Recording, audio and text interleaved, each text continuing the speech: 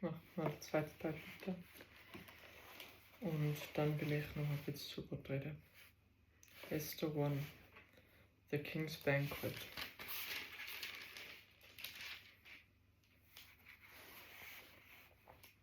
These events happened in the days of King Xerxes, who reigned over 127 provinces stretching from India to Ethiopia. At that time, Xerxes ruled his empire from his royal throne at the fortress of Susa. In the 3rd year of his reign, he gave a banquet for all his nobles and officials. He invited all the military officers of Persia and Media, as well as the princes and nobles of the provinces. The celebration lasted 180 days, a tremendous display of the opulent wealth of his empire and the pomp and splendor of his majesty. When it was all over, the king gave a banquet for all the people from the greatest to the least, who were in the fortress of Susa. It lasted for 7 days, and it was held in the courtyard of the palace garden. The courtyard was beautifully decorated with white cotton curtains and blue hangings, which were fastened with white linen cords and purple ribbons to silver rings embedded in marble pillars. Gold and silver couches stood on the mosaic pavement of porphyry, marble, mother of pearl, and other costly stones. Drinks were served in gold goblets of many designs, and there was an abundance of royal wine, reflecting the king's generosity. By edict of the king, no limits were placed on the drinking, for the king had instructed all his palace officials to serve as each man as much as he wanted. At the same time, Queen Vashti gave a banquet for the women of the royal palace of King Xerxes. Queen Vashti deposed.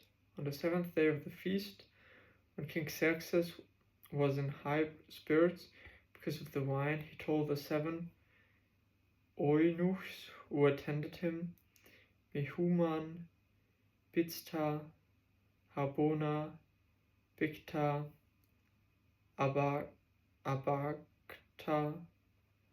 Xerta, and Karkas, to bring Queen Vashti to him with the royal crown on her head.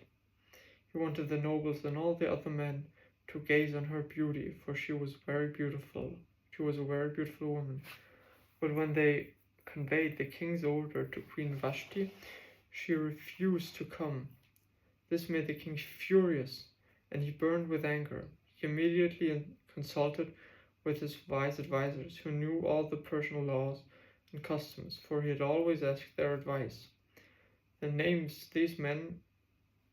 of these men were Karshena, Sheta, Admata, Tarshish, Meres, Marsena, and Memucan, 7 nobles of Persia and Media. They met with the king regularly and held the highest positions in the empire. What must be done to Queen Vashti? The king demanded. What penalty does the law provide for a queen who refuses to obey the king's orders, properly sent through his eunuchs? Memucan answered the king and his nobles. Queen Vashti has wronged not only the king, but also every noble and citizen throughout your empire. Women everywhere will begin to despise their husbands when they learn that Queen Vashti has refused to appear before the king. Before this day is out, the wives of all the king's nobles throughout Persia and Media will hear what the queen did, and it will start treating their husbands the same way. There will be no end to their contempt and anger. So if I please the king, we suggest that you issue a written decree, a law of the Persian and the Medes that cannot be revoked. It should order that Queen Vashti be forced banished from the presence of King Xerxes, and that the king should choose another queen more worthy than she. When this decree is published throughout the king's vast empire, Husbands everywhere, whatever their rank, will receive proper respect from their wives. The king and his nobles throughout this made good sense, so he followed Memucan's counsel. He sent letters to all parts of the empire, to each province its own script and language, proclaiming that every man should be the ruler of his own home and should say whatever he pleases. Esther had not told anyone of her nationality and her family background, because Mordecai had directed her not to. So every day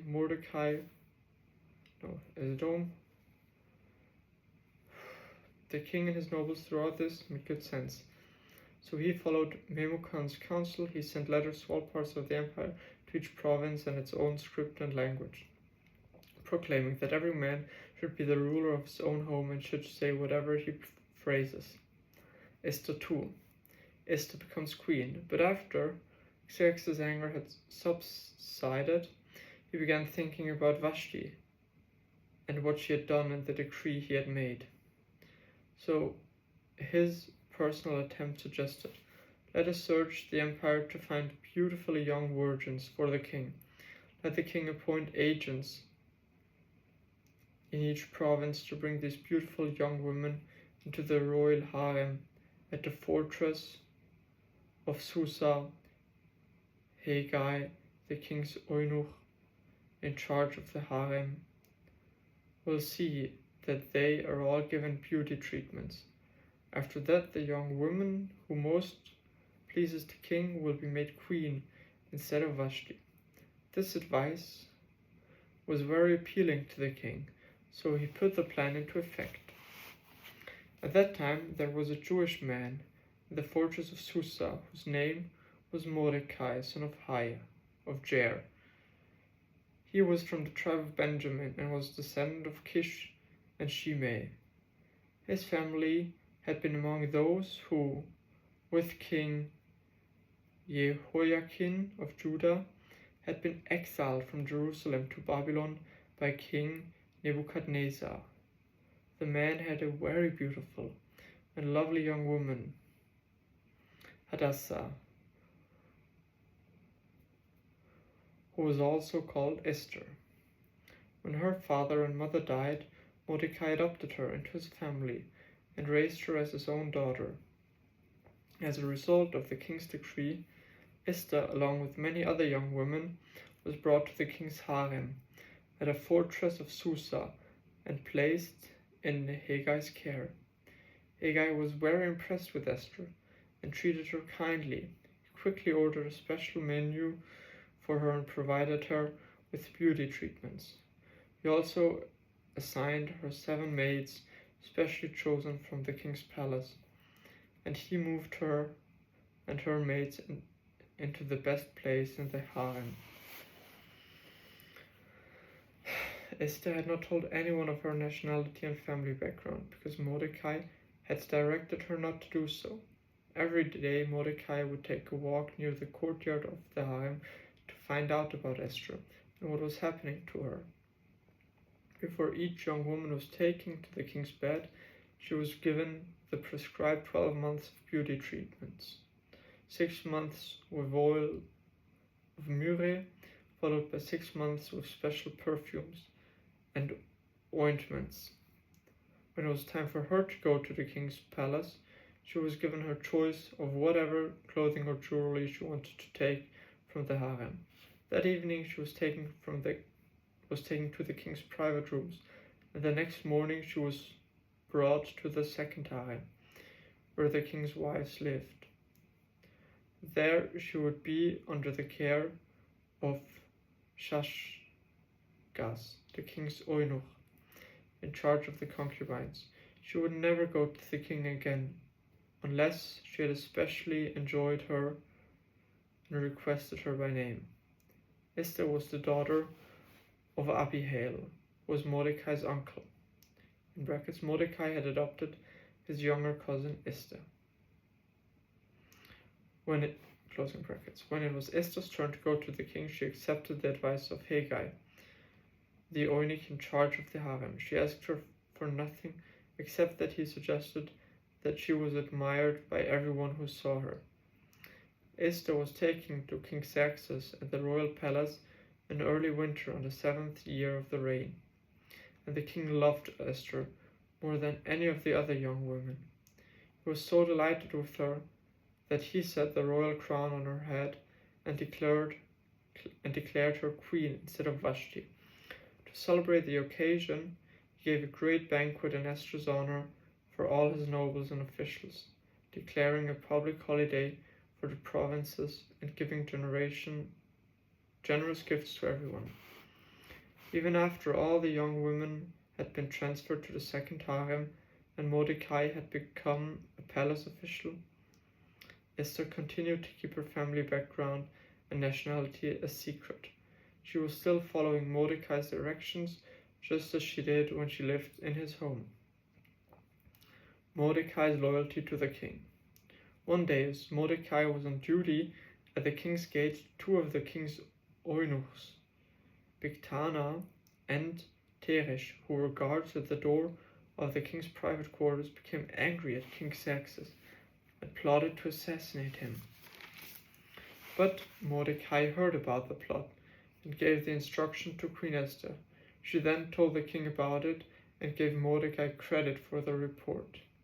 When an investigation was made and Mordecai's story was found to be true, the two men who were impaled of a sharpened pole, this was recorded in the book of the history of King Xerxes' reign.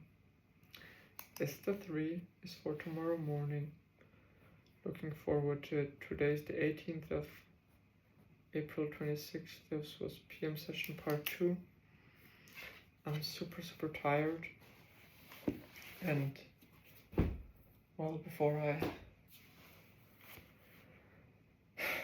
go to bed, I wanna beichten to God, because I asked the young lady if she wants to come to my baptism. I met her in Barcelona and we went out for some dates. And we texted and she was super sweet, and I totally fell into a trap. I guess it was bluntly obvious, but I was blinded by the honey she put around my mouth, and I should have seen right through her bullshit. I really should have seen right through her bullshit. And she's a good lady. She has her values, she stands strict to them, but I don't know. She does make a lot of false hopes. And she expects the guys to pay and whatnot. I think it's good for me to learn this and to learn it the hard way, that money cannot buy love. Love comes from the bottom of your heart, and you can have aligned values but not aligned personalities, and that you have like aligned personalities and that you're really close with that person. That is super important. And I can feel it. It is just boring as small talk. We don't go into depth, we don't have nice deep conversations, and it's just so superficial.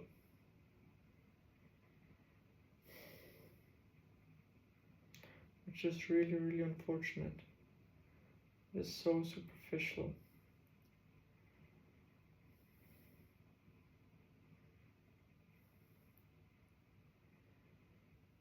And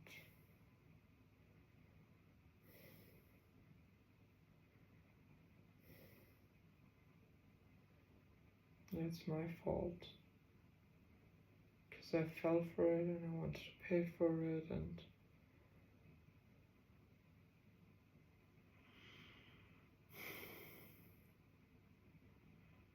but I I rightly so treated her as one of God's daughters, and I treated her with respect and kindness, and I was never bad or not nice to her. And I did make her work a little bit today, and she did not complain, and she did the work, and I was grateful for it, but like you could see at her heart that she doesn't do it from the bottom of her heart.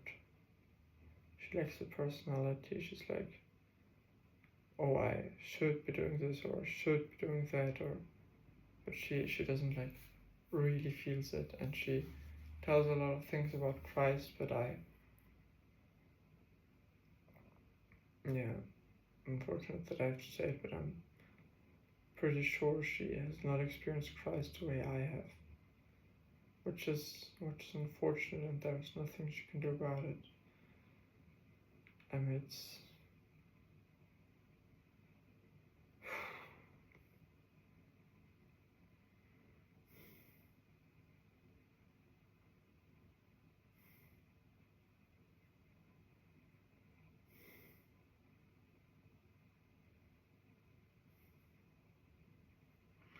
I really should go to sleep now, but I'm thankful that you're here and let me enjoy this baptism.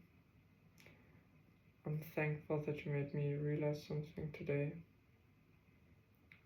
I'm thankful that you're here with me. I'm thankful that you filled my heart with joy and peace and kindness.